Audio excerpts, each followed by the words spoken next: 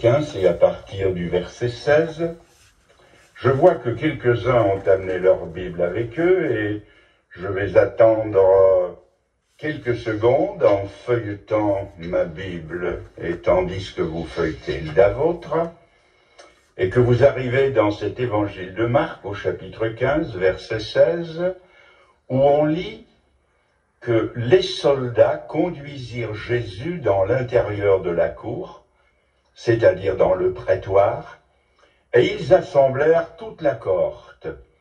Ils le revêtirent de pourpre et posèrent sur sa tête une couronne d'épines qu'ils avaient tressée. Puis ils se mirent à le saluer. « Salut, roi des Juifs !» Et ils lui frappaient la tête avec un roseau, crachaient sur lui, et fléchissant les genoux, ils se prosternaient devant lui. Après s'être ainsi moqués de lui, ils lui ôtèrent la pourpre, lui remirent ses vêtements et l'emmenèrent pour le crucifier. Ils forcèrent à porter la croix de Jésus, un passant qui revenait des champs, Simon de Cyrène, père d'Alexandre et de Rufus, et ils conduisirent Jésus au lieu nommé Golgotha, ce qui signifie lieu du crâne. Ils lui donnèrent à boire du vin mêlé de myrrhe, mais il ne le prit pas. Ils le crucifièrent et se partagèrent ses vêtements en tirant au sort pour savoir ce que chacun aurait. C'était la 3e heure quand ils le crucifièrent, c'est-à-dire pour nous 9 heures du matin. L'inscription indiquant le sujet de sa condamnation comportait ces mots: le roi des Juifs. Ils crucifièrent avec lui 2 brigands, l'un à sa droite et l'autre à sa gauche. Ainsi fut accompli ce que dit l'Écriture: il a été mis au nombre des malfaiteurs. Les passants l'injuriaient et secouaient la tête en disant: et toi qui détruis le temple et qui le rebâtis en 3 jours, sauve-toi toi-même en descendant de la croix. Les principaux sacrificateurs, c'est-à-dire les prêtres aussi, avec les scribes, se moquaient entre eux et disaient: il a sauvé les autres, il ne peut se sauver lui-même. Que le Christ, le roi d'Israël, descende maintenant de la croix, afin que nous voyions et que nous croyions. Ceux qui étaient crucifiés avec lui l'insultaient aussi. Nous passons au verset 36. L'un d'eux courut remplir une éponge de vinaigre et, l'ayant fixé à un roseau, il lui donna à boire en disant: laissez, voyons si Élie viendra le descendre. Mais Jésus, ayant poussé un grand cri, expira. L'apôtre Paul, que je tiens pour être le prince des apôtres, que prêchait-il lorsqu'il était en Grèce? Dans ce pays rempli de sagesse philosophique, et d'où sortait tout ce que le monde avait alors d'intellectuel et de culturel, que prêchait-il, pensez-vous? Écoutez-le dire à ces Grecs: je ne suis pas venu à vous avec les paroles persuasives de la sagesse humaine. Alors, que prêchait-il? À vues humaines, il prêchait une folie. Il leur prêchait la croix de Jésus, ou plutôt Jésus mis en croix. Aux Corinthiens, donc à des Grecs, il a écrit ces lignes que nous possédons encore. Je n'ai voulu connaître parmi vous autre chose que Jésus-Christ et Jésus-Christ crucifié. La vie de l'apôtre Paul était pleine de la croix de Jésus. Sa vie était centrée sur la croix. Il a continué en disant qu'il ne m'arrive pas de me glorifier en autre chose que de la croix de Jésus par laquelle je suis crucifié au monde et par laquelle le monde m'est crucifié. Pourquoi l'apôtre Paul était-il tellement attaché à ce message de la croix? Parce qu'il savait par expérience qu'il y avait dans cette prédication de la croix une puissance à l'œuvre, la puissance de Dieu. Il l'avait expérimenté dans sa vie, car avant de s'appeler l'apôtre Paul, il s'appelait Saul de Tarse. C'était alors un homme rempli de fanatisme, de violence, de haine et d'intolérance. Mais un jour, il a rencontré le Seigneur crucifié mais vivant et ressuscité, et sa vie a été complètement transformée par le message de la croix de Jésus-Christ. Je ne veux pas entrer dans une discussion vaine et stérile pour savoir sur quel genre de croix Jésus aurait été crucifié. Certains pensent que c'était 2 poutres assemblées en forme de T majuscule. D'autres pensent qu'elle pouvait être une croix en X, aussi appelée croix de Saint-André. Certains pensent que c'était tout simplement un poteau sur lequel le condamné était cloué avec les bras en haut à la verticale. Et d'autres pensent que la croix était celle que nous nous représentons traditionnellement. Mais cela n'a aucune importance. Ce que je voudrais voir avec vous, ce sont les clous qui ont tenu Jésus rivé à la croix.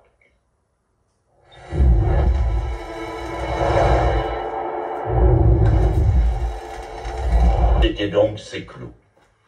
Voyez-vous, au pied de la croix, il y avait des prêtres, des badauds, des soldats qui, non contents de l'avoir mis en croix, l'insultaient avec dérision et lui disaient « Si tu es le Fils de Dieu, descends de la croix ». Ces hommes lui ont lancé un défi, et ma question est celle-ci. Jésus pouvait-il relever le défi? Jésus pouvait-il descendre de la croix? S'il n'y avait eu que ces clous de fer forgé, le Seigneur serait descendu immédiatement et il les aurait tous confondus. Mais derrière ces clous visibles, il y en avait d'autres, invisibles ceux-là, et qui, plus que les premiers, le maintenaient attaché à la croix. Nous allons donner un nom à ces clous. Le premier qui a tenu le Seigneur à la croix, c'est le clou de son obéissance à Dieu. Et je le répète, le clou de son obéissance à Dieu. Nombreux sont ceux qui n'ont jamais compris le message de l'Évangile parce qu'ils n'ont regardé le crucifié du calvaire qu'avec des yeux humains, qui n'étaient pas éclairés par la parole de Dieu et par le Saint-Esprit. Pour eux, Jésus, c'est un homme extraordinaire, certes, c'est le plus grand des philosophes, c'est un martyr assurément. Pour eux, la croix, c'est l'aboutissement de son franc-parler dans une génération qui n'aimait pas s'entendre dire de telles vérités. Jésus-Christ, pense-t-il, a été victime de son enseignement révolutionnaire. J'admets qu'il y a une petite part de vérité dans ces choses. Mais s'il n'y avait que ça, cela voudrait dire que Jésus serait mort par accident, pour ainsi dire à l'improviste. La Bible nous apprend que Jésus-Christ est mort non pas accidentellement, mais selon un plan tracé longtemps d'avance. L'apôtre Pierre nous dit par exemple qu'il est l'agneau de Dieu prédestiné dès avant la fondation du monde. L'Ancien Testament est rempli de prophéties concernant la venue du Seigneur, sa naissance, sa vie, sa croissance, ses souffrances, sa mort et sa résurrection. Tout dans l'Ancien Testament est rempli de détails, de traits légers ou bien précis, qui nous disent d'avance pourquoi il allait venir. C'est ainsi qu'on lit dans le psaume 22, écrit 1000 ans avant sa naissance, nous trouvons donc qu'il se présente en disant « Ils ont percé mes mains et mes pieds. Et cela à une époque où ce supplice romain n'existait pas, puisque Rome elle-même n'existait pas encore. C'est-à-dire que le Seigneur est venu selon un plan tracé d'avance. Pourquoi?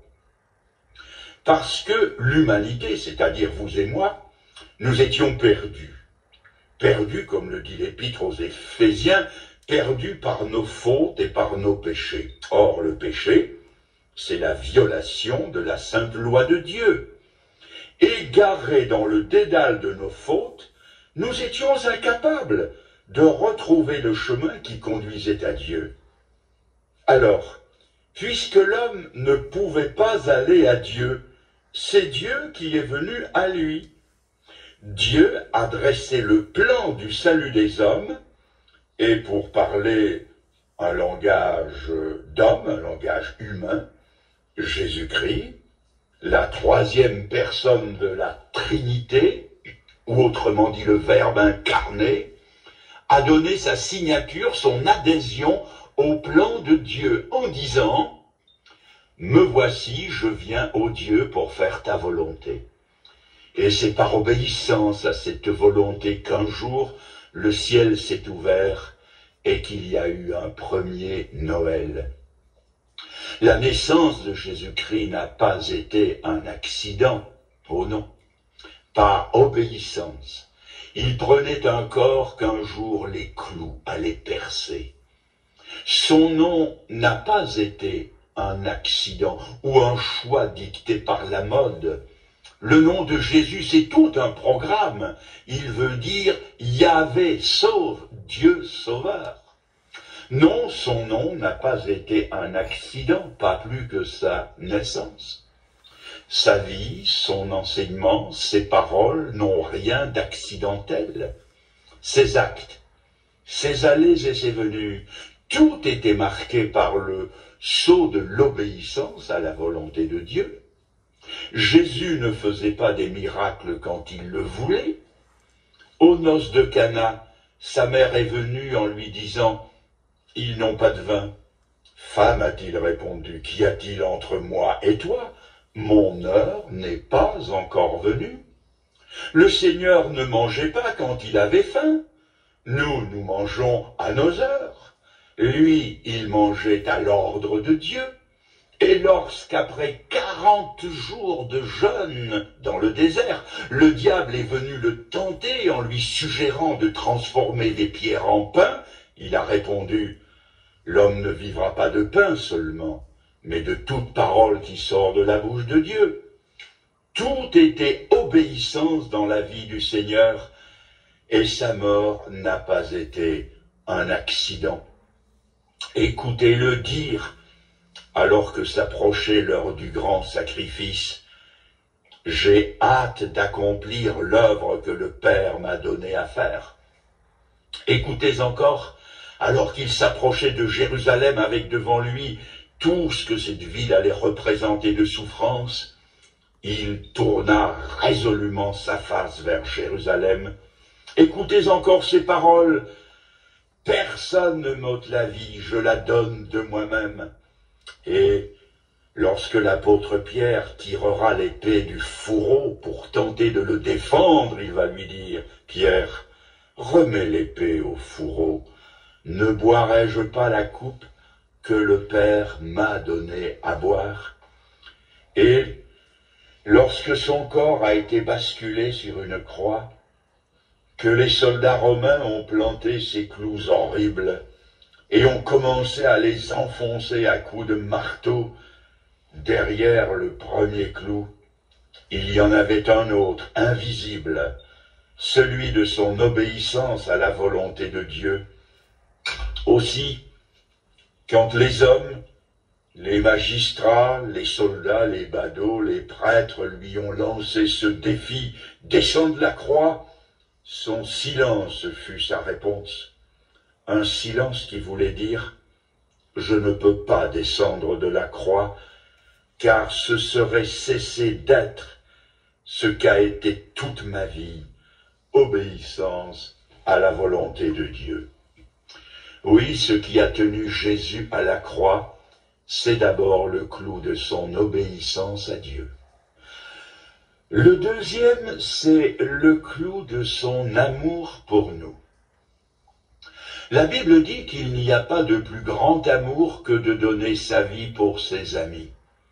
Et elle ajoute que Dieu, lui, constate ou mesure son amour à lui envers nous, en ce que lorsque nous étions encore des pécheurs, Christ est mort pour nous.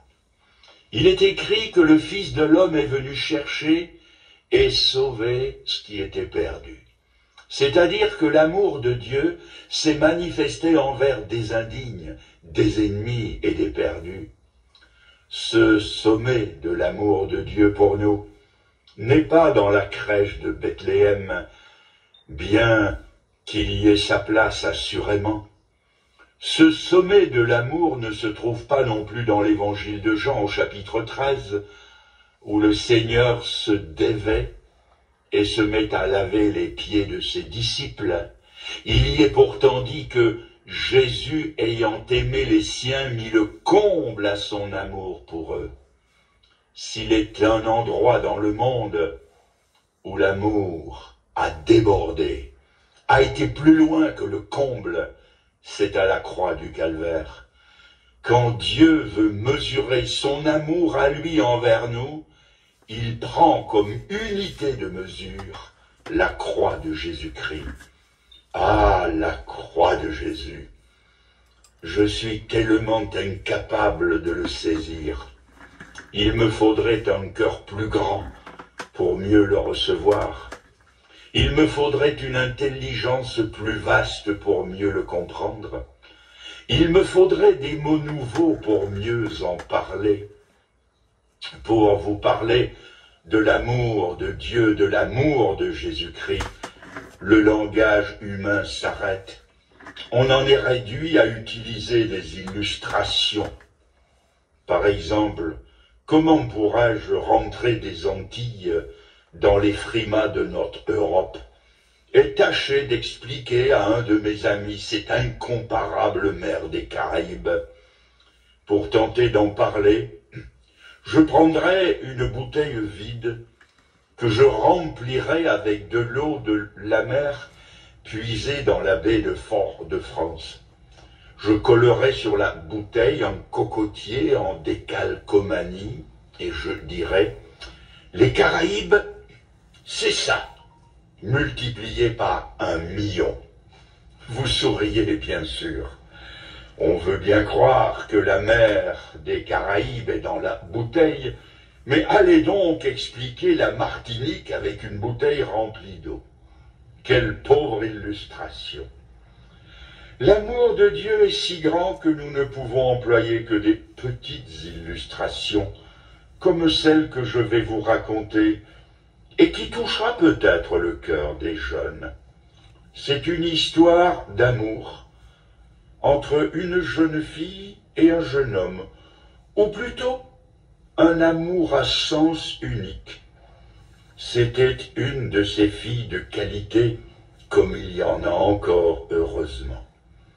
Elle aimait son fiancé qui, lui, était plutôt du type papillon, ignorant ou dédaignant la qualité de l'amour qu'elle lui portait. Il finit, le misérable, par rompre ses fiançailles et la délaisser pour flirter avec une autre. La chose singulière, c'est qu'elle aimait tellement celui qui l'avait trahie qu'elle continuait à désirer son bonheur à lui. Pour elle, aimer, c'était désirer le bonheur de l'autre. Le bonheur de l'autre dût-il lui coûter le brisement de son propre cœur. C'est un peu ça, la bouteille d'eau, pour expliquer que Christ a aimé les impies. Il vous a aimé.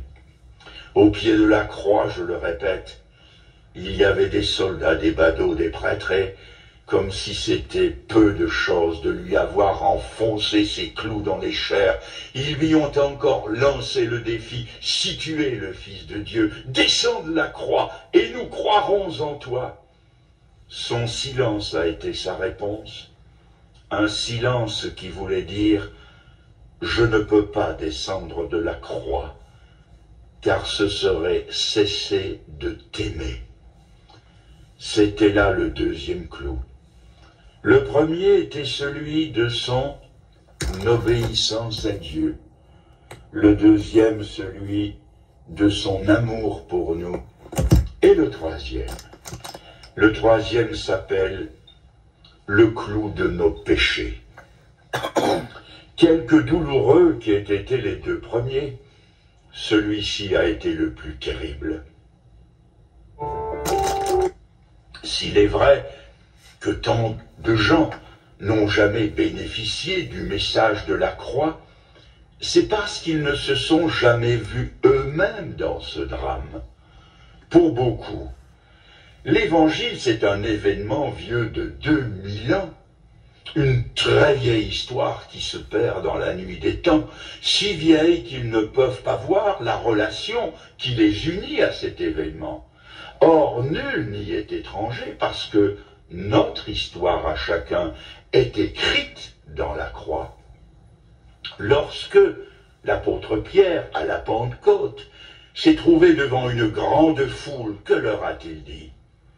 C'est vous qui l'avez livré, c'est vous qui l'avez crucifié. C'est-à-dire qu'il leur actualise la croix du calvaire. Ce n'est plus le message vieux de 2 mois, il les implique dans cette affaire et leur dit « c'est vous ». Et si l'apôtre Pierre était parmi nous aujourd'hui, il nous regarderait tous dans le blanc des yeux et il dirait « c'est vous qui l'avez crucifié ».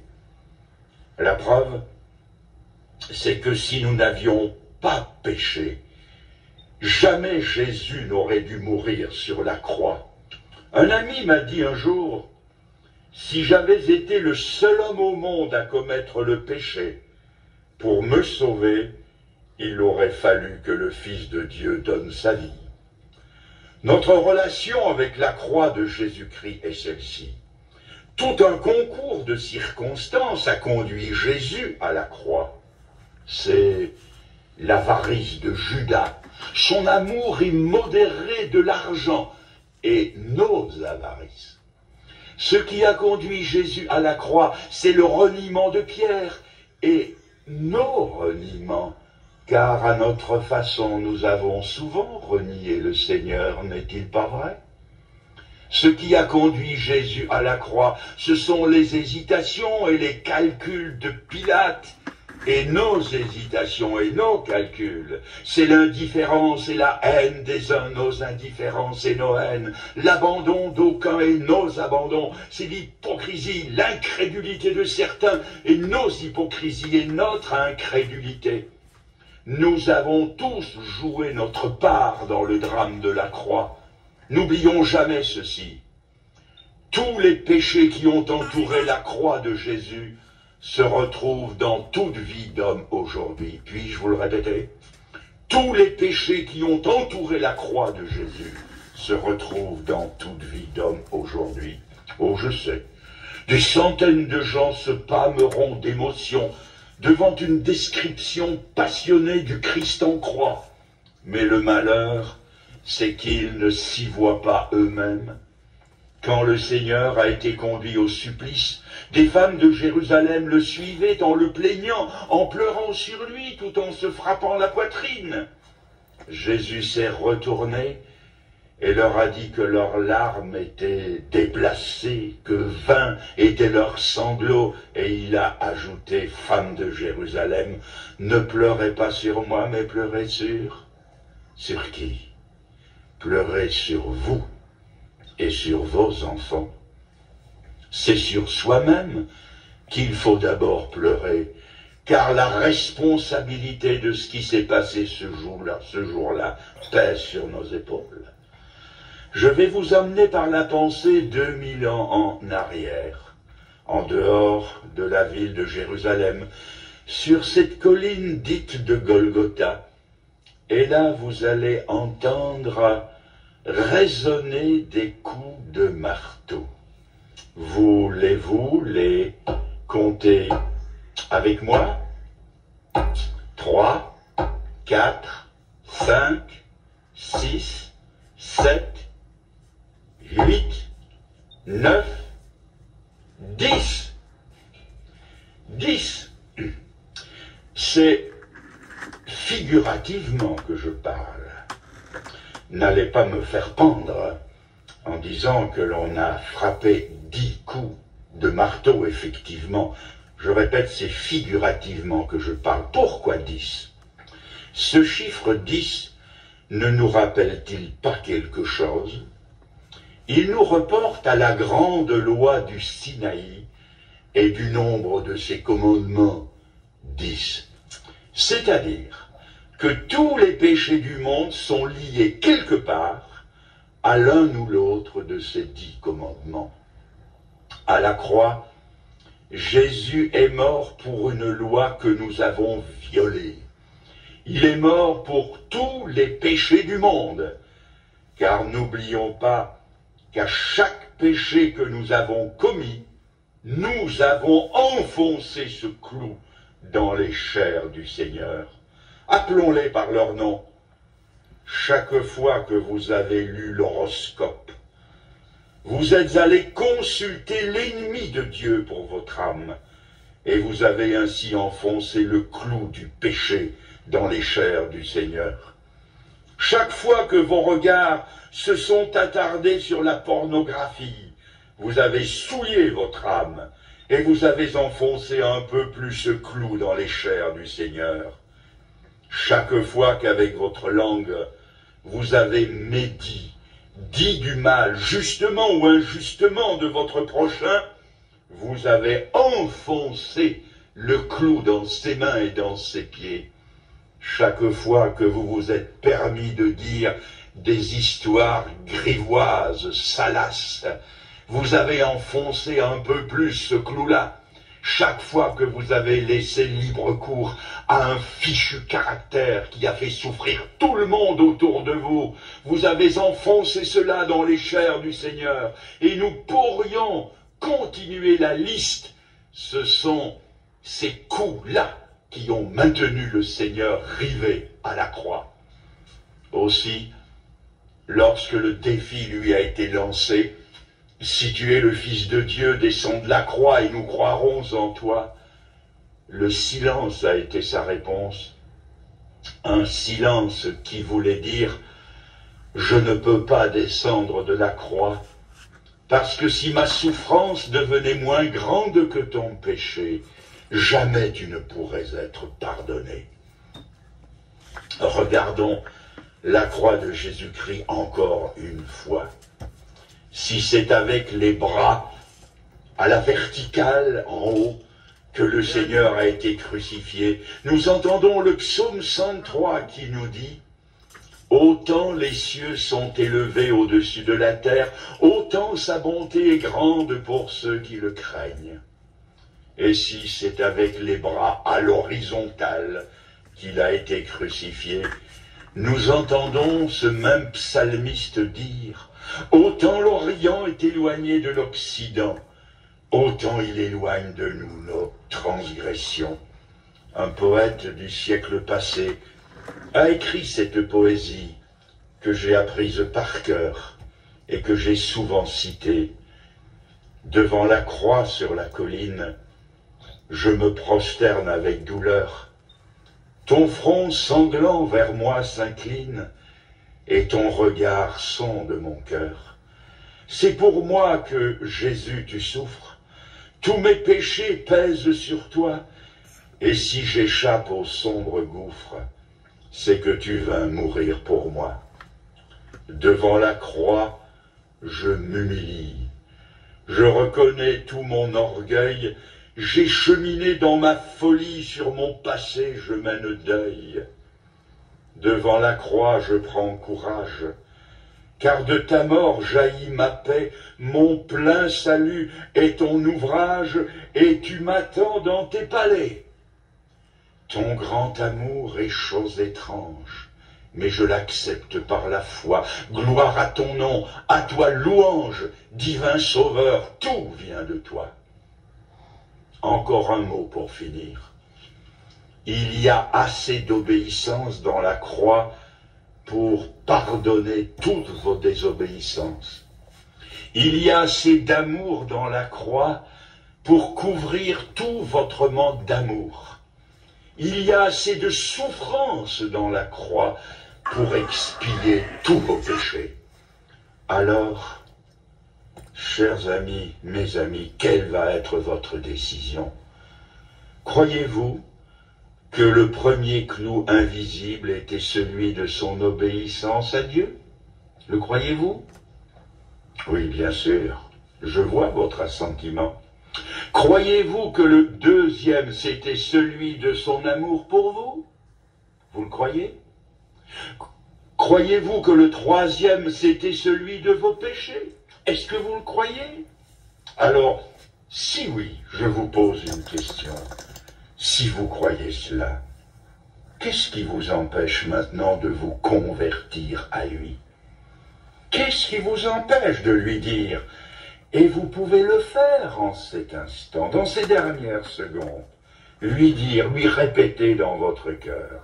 Et vous pouvez le faire, puisque je vais parler lentement, lui dire, Seigneur, dites-le lui, intérieurement, Seigneur, j'ai compris le message des 3 clous, et puisque j'y crois, je viens à toi.